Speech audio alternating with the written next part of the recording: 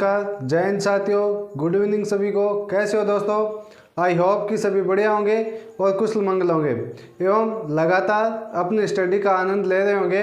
जैसा कि दोस्तों आप सभी के लिए आज एक खुशखबरी भी हो सकती है और जिन विद्यार्थियों का इस 15 गुना में चयन नहीं हुआ है उनके लिए एक सैड न्यूज़ भी हो सकती है। लेकिन जो कमज़ोर दिल के साथी हैं वो अपना धैर्य बना करके रखें। देखिए दोस्तों, आज जो हैं वो राजस्थान पुलिस फिजिकल के जो डेट है उसको घोषित कर दिया गया है और जो 15 गुना लिस्ट है उसकी कट ऑफ भी दे दी गई है।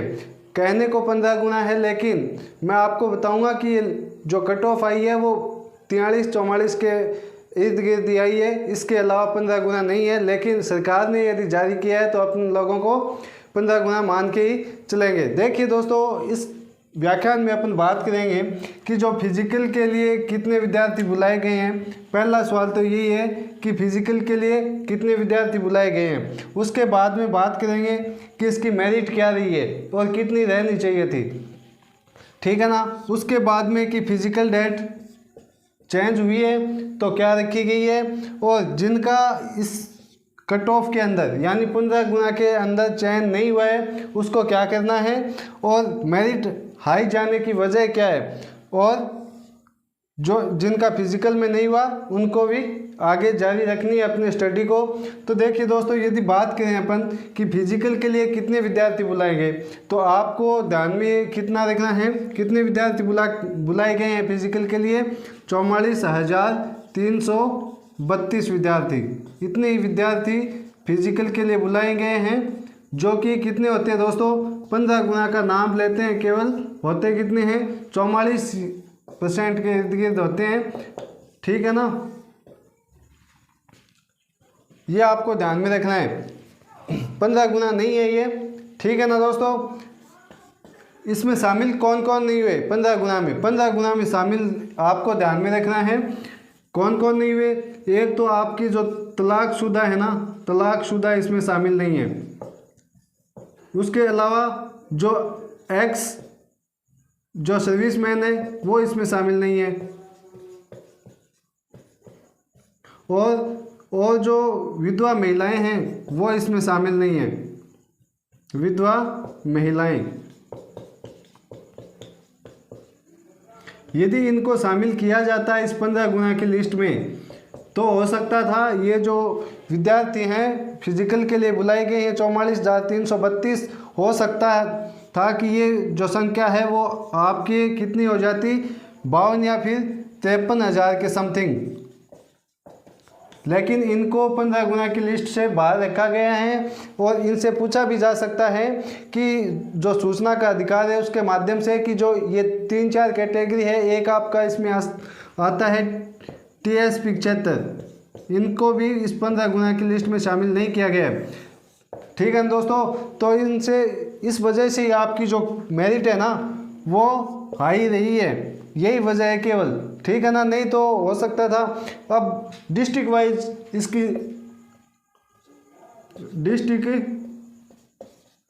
डिस्ट्रिक्ट वाइज है ना इसकी मेरिट रखी गई है। ऐसा भी हुआ है कि कई विद्यार्थियों के 130 है ना, इस 130 है उसका भी सिलेक्शन है, 139-40 वाले का भी सिलेक्शन है। लेकिन कई डिस्ट्रिक्ट में ऐसा भी देखा गया है कि जिनके 200 भी नंबर है ना उनके भी सिलेक्शन नहीं हुए। इसकी वजह क्या है कि उन्होंने डिस्ट्रिक्ट वाइज ही कट ऑफ निकाली है, कैटेगरी वाइज नहीं निकाली है, ठीक है ना दोस्तों। ये आपको ध्यान में रखना है। उसके अलावा यदि अपन बात करें फिजिकल डेट की यदि अपन बात करें तो फिजिकल डेट क्या रखी गई है, पहले कितनी थी 23 से 28 2023 दिसंबर में, ठीक है दोस्तों। तो इसको थोड़ा ही आगे ले जाया गया है, कितना, तो आपको अब कितनी रख दी गई है फिजिकल डेट 27 से 28 2023, ये आपकी फिजिकल डेट है। और प्रातः 6 बजे ग्राउंड पर उपस्थित हो जाना है, ठीक है ना दोस्तों। जिन भी विद्यार्थियों के जो नंबर आ गए हैं, चयन हो गए उनको प्रातः 6 बजे ही अपने ग्राउंड जो लिस्ट है उसके अनुसार उपस्थित हो जाना है।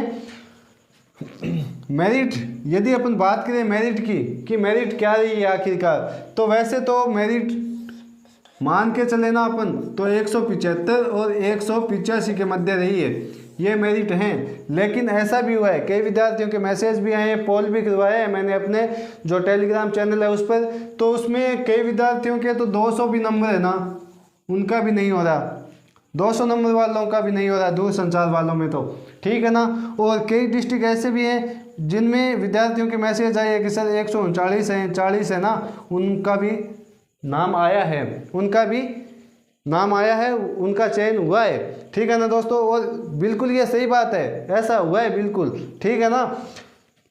अब बात आती है कि जिनका नहीं हुआ वो क्या करें, जिनका इस कट ऑफ में नाम नहीं आया है वो क्या करें। तो देखिए दोस्तों, असफलता और सफलता में ज़्यादा अंतर नहीं होता।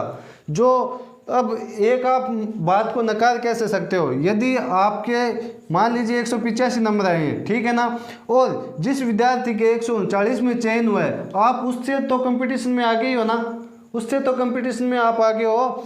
तो ये नहीं है कि आपका इस वैकेंसी के लिए नहीं हुआ तो अगली वैकेंसी के लिए भी नहीं होगा, ठीक है ना।